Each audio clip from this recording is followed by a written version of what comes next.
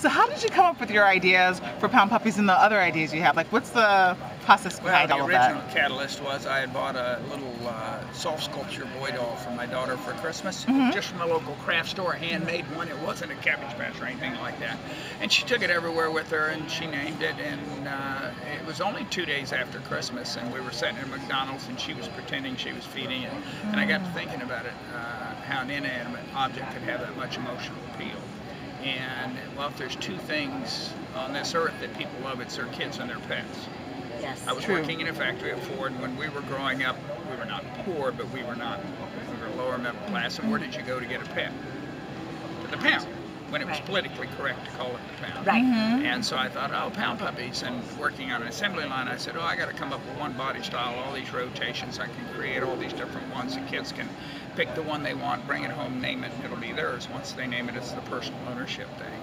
And it took off on me. I mean, I developed it. I got turned down by 14 companies. Okay. I had to so quit trying for licensing deals right out of the gates, not to manufacture yourself. Okay. No, I would never get into manufacturing and distribution. That's for good. Me. That's for me. I tried it one time during my crazy 30-year career and figured out why I'd never done it before. Okay. And so, anyways, I'm from a creative standpoint.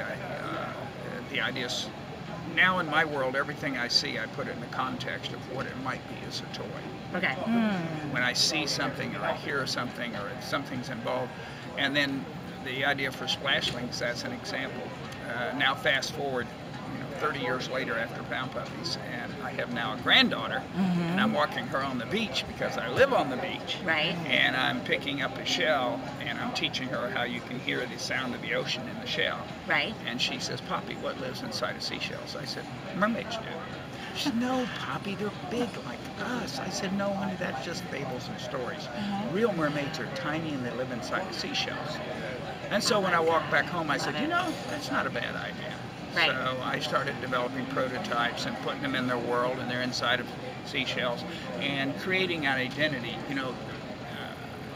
With Pound Puppies, I didn't invent dogs.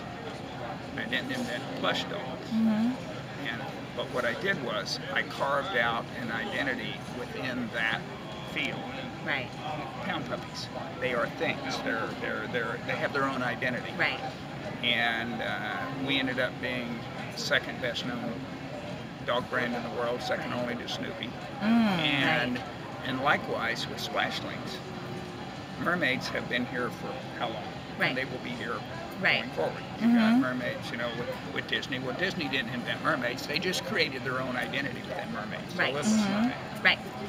So I wanted to create my identity within the mermaid arena, which happened to be mermaids are not big. They're really tiny and live inside a seashell. And I love that because it is it's fictional, right? Yeah. And then so you're like, hey, it's fictional. There's no right or wrong.